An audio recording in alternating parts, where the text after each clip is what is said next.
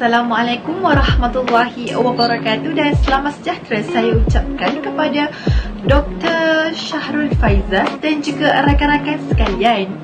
Pada hari ini, kumpulan saya akan membicarakan tema yang bertajuk kemanusiaan, iaitu penderaan terhadap kanak-kanak di Malaysia. Saya Nurul Afrina Syazwina binti Muhammad Asri, nombor matrik 286089 sebagai ketua kumpulan ini. Apakah itu penderaan kanak-kanak? Penderaan kanak-kanak boleh kita klasifikasikan sebagai penderaan fizikal, penderaan sosial, mental dan juga emosi. Penderaan kanak-kanak bermaksud mendera. Kebanyakan kes yang dikendalikan oleh jabatan-jabatan tersendiri yang ada di Malaysia. Penderaan fizikal sebagai satu fenomena sosial yang ditarifkan sebagai keganasan secara fizikal terhadap kanak-kanak oleh ibu bapa, penjaga ataupun sesiapa sahaja yang bertanggungjawab melindungi kanak-kanak tersebut. Definisi penderaan fizikal adalah sukar dan kompleks kerana pelbagai faktor yang terlibat dalam perlakuan seseorang kanak-kanak. Seterusnya, saya serahkan kepada ahli kumpulan saya untuk menyambung perbentangan pada hari ini.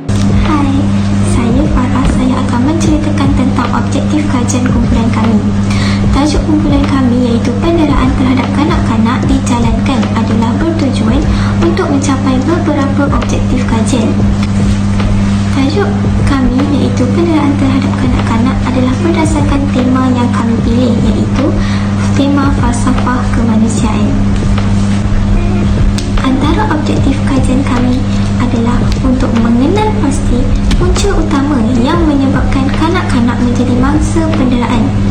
Kajian ini mampu meluaskan pengetahuan kami dengan lebih mendalam tentang isu penderaan terhadap kanak-kanak. Objektif kajian yang seterusnya adalah untuk mengenal pasti kesan-kesan yang berlaku terhadap kanak-kanak yang menjadi mangsa penderaan. Kajian ini juga mampu membantu kumpulan kami untuk menjalankan satu kajian ilmiah dengan cara yang jelas, betul dan tepat, serta mampu untuk menguasai kemahiran mencari, mengumpul, merekod dan menganalisis maklumat tentang isu penderaan terhadap kanak-kanak. Akhir sekali, objektif kumpulan kami adalah bertujuan untuk menguraikan langkah-langkah untuk mengatasi isu penderaan terhadap kanak-kanak menurut falsafah pendidikan kebangsaan atau dikenali sebagai FPK dan juga menurut domen falsafah. Kami berharap agar kajian kami mampu untuk mencapai objektif-objektif tersebut. Sekian, terima kasih. Assalamualaikum warahmatullahi wabarakatuh. Nama saya Salma Aisyah binti Muhammad Asaluddin dan nombor matrik saya ialah 286382. Saya akan membentangkan tentang metodologi kajian yang digunakan oleh kumpulan kami untuk mendapatkan sumber dalam kajian ini.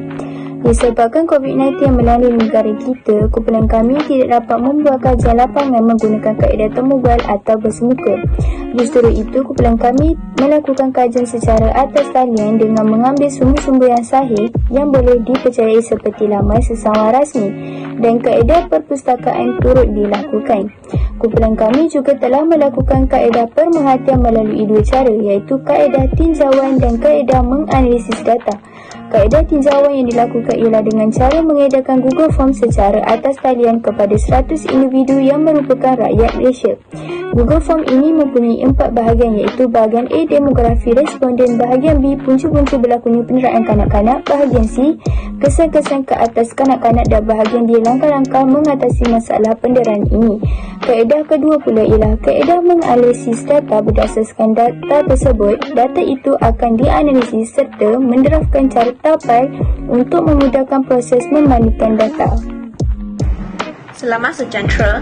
Nama saya Mohui Chi dan nombor matrik saya ialah 286543. Saya akan membentangkan punca utama yang menyebabkan penderaan terhadap kanak-kanak.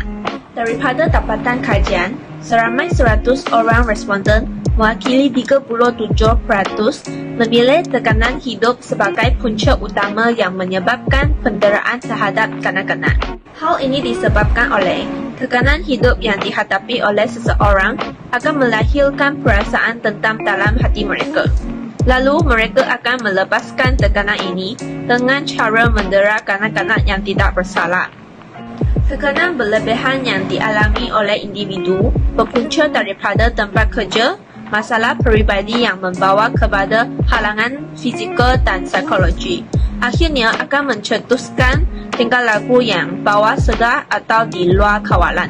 Kebanyakan ibu bapa mencederakan anak-anak mereka kerana ibu bapa gagal mengimbangi antara tuntutan anak dan diri mereka sendiri dengan stres di tempat kerja.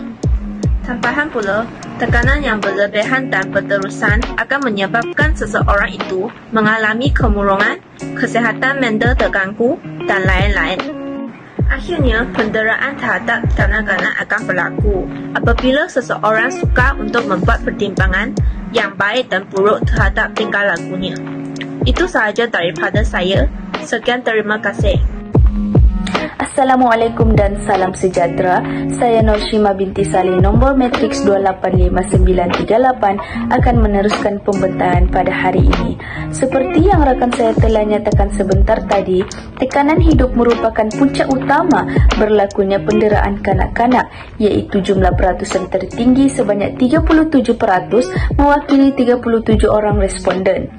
Berdasarkan carta soal selidik, punca penderitaan kanak-kanak iaitu penyakit mental dan gila merupakan punca yang mendapat peratusan paling rendah, iaitu sebanyak 6% mewakili 6 orang responden. Hal ini kerana penyakit mental dan gila bukanlah punca utama berlakunya kes penderitaan kanak-kanak di Malaysia. Malah kebanyakan kes penderitaan ini adalah berpunca daripada tekanan hidup yang melampau yang dialami oleh seseorang sehingga menyebabkan mereka melepaskan tekanan tersebut kepada anak-anak yang tidak bersalah. Tambahan pula, kebanyakan ibu bapa masih memiliki akal yang waras, namun disebabkan oleh tekanan daripada keadaan sekeliling dan menyebabkan mereka sukar untuk membuat pertimbangan, lalu mereka melepaskan tekanan dengan mencederakan anak-anak yang tidak bersalah. Dengan itu jelaslah bahawa penyakit mental dan gila bukanlah punca utama penderitaan kanak-kanak ini berlaku. Seterusnya, saya akan menerangkan tentang kesan terhadap kanak-kanak yang menjadi mangsa penderitaan. Yang pertama, sebanyak 14% atau 14 orang responden setuju bahawa mangsa akan mengalami kecederaan fizikal. Sedangkan 10% atau 10 orang responden bersetuju bahawa mangsa akan merasa diri terancam. Selain itu, 5 orang atau 5% bersetuju bahawa mangsa akan mengalami kurang kasih sayang. Manakala, bagi kesan trauma psikologi mendapat catatan persetujuan yang paling tinggi, iaitu sebanyak 61% daripada 100 orang responden. Kajian menunjukkan bahawa peratusan tertinggi kesan penderitaan kanak-kanak ini adalah berdepan dengan trauma psikologi. Ini bermakna ia telah mencapai majoriti rakyat Malaysia berpendapat bahawa masalah penderitaan kanak-kanak ini haruslah tidak dipandang enteng. Ia akan mengakibatkan kanak-kanak yang mengalami masalah psikologi ini akan lebih takut untuk bersosial bersama keluarga dan kawan-kawan. Kesan daripada masalah psikologi itu juga telah membentuk diri mereka untuk menjadi seorang yang pemarah, cepat melata, bertindak melulu dan panas barang. Kehidupan mereka itu sendiri dicorak mengikut budaya-budaya negatif yang diperlihatkan oleh ibu bapa. Boleh disebabkan itu juga, kanak-kanak ini akan gagal mengawal emosi dan merasa kehidupan mereka berbeza dengan kanak-kanak yang lain. Kini, kita beralih pula kepada peratusan yang terendah kesan penderitaan kanak-kanak, iaitu kurang kasih sayang. Mengapakah kurang kasih sayang ini menjadi peratusan yang terendah dalam kesan penderitaan kanak-kanak ini? Ini adalah kerana kasih sayang merupakan satu sifat yang boleh dipupuk oleh ibu bapa dan orang sekeliling sekiranya mereka mempunyai sikap empati, simpati dan berperi kemanusiaan. Penerimaan oleh setiap kanak-kanak itu adalah berbeza. Walaupun kehidupan mereka sejak kecil telah melalui satu kehidupan yang sangat toksik, mereka tetap boleh bangkit dan mencari jalan keluar daripada masalah yang dihadapi. Ini bermakna kurang kasih sayang bukanlah satu impak yang sangat ketara, akan tetapi ia hanya berlaku dalam sebahagian kanak-kanak sahaja.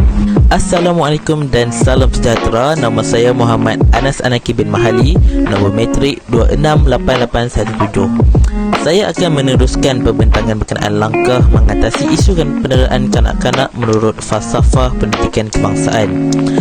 Selain itu, langkah lain yang dapat diambil ialah dengan menghadiri sesi bimbingan dan kaunseling. Langkah ini penting bagi membantu memberi nasihat serta jalan penyelesaian kepada ibu bapa yang bermasalah. Mereka mungkin mempunyai masalah mental atau emosi yang lemah. Oleh itu, sesi bimbingan dan kaunseling dapat membantu mencari solusi terhadap masalah yang mereka hadapi. Sebanyak 39% responden bersetuju dengan langkah menghadiri sesi bimbingan dan kaunseling dalam mengatasi isu penderaan kanak-kanak. Langkah ini seiring dengan elemen emosi dalam falsafah pendidikan kebangsaan yang inginkan individu yang sihat yang dapat membentuk pemikiran dan tingkah laku individu yang baik. Mengikut laporan data soal sidik yang diperoleh, mengadakan kempen keluarga bahagia dari aspek jasmani mendapat kiraan undian yang paling sedikit, iaitu hanya memperoleh 10% dalam soal sidik yang disediakan bagi langkah yang digunakan dalam mengatasi isu penderaan terhadap kanak-kanak menurut falsafah pendidikan kebangsaan. Hal ini berkaitan kerana dengan mengadakan kempen keluarga bahagia sahaja tidak cukup untuk menghalang golongan dewasa atau ibu bapa untuk tidak terlibat dalam kes penderaan ini kerana mempunyai tekanan hidup dan kesibukan bekerja. Hal ini dapat dilihat dengan jelas apabila masih terdapat kes-kes penderaan kanak-kanak yang berlaku dalam kalangan rakyat Malaysia, seperti kes yang berlaku terhadap adik Nur Aina Nabihah 9 tahun yang didera sehingga mati oleh bapa dan ibu tirinya. Wahal sudah wujud kempen keluarga bahagia yang dibentuk untuk mengukuhkan ikatan kekeluargaan, maka langkah yang lebih efektif perlulah dipikirkan untuk mengelakkan berlakunya masalah penderaan kanak-kanak dalam kalangan institusi keluarga. Assalamualaikum dan salam sejahtera. Saya Siti Nur Azwaliza binti Muhammad Zamri dan buka metrik 286165. Kesimpulannya, penderaan kanak-kanak merupakan suatu tindakan yang tidak berperi kemanusiaan. Tekanan hidup yang dihadapi oleh ibu bapa bukanlah tiket untuk mereka melepaskan marah terhadap anak-anak. Tindakan ibu bapa yang sepatutnya membela dan memberi perlindungan kepada kanak-kanak telah dicemari dengan perbuatan menzalimi sehingga mereka mengalami gangguan emosi. Trauma psikologi yang dihadapi oleh kanak-kanak akan memberi kesan buruk kepada mental mereka. Bukan itu sahaja, kehidupan mereka juga akan terganggu kerana ada sesetengah dari mereka memerlukan masa yang lama untuk melupakan kejadian hitam itu. Walau bagaimanapun, sesi kaunseling amalah wajar diberikan bagi memupuk kesedaran kepada ibu bapa yang terlibat serta menjadi pedoman buat masyarakat. Semua pihak haruslah berusaha membendung kes penderaan kanak-kanak di Malaysia. Kanak-kanak harus dipelihara dan dilindungi kerana mereka merupakan pewaris yang akan menerajui kepimpinan negara pada masa depan. Oleh itu, hargailah anugerah ilahi yang tidak ternilai ini.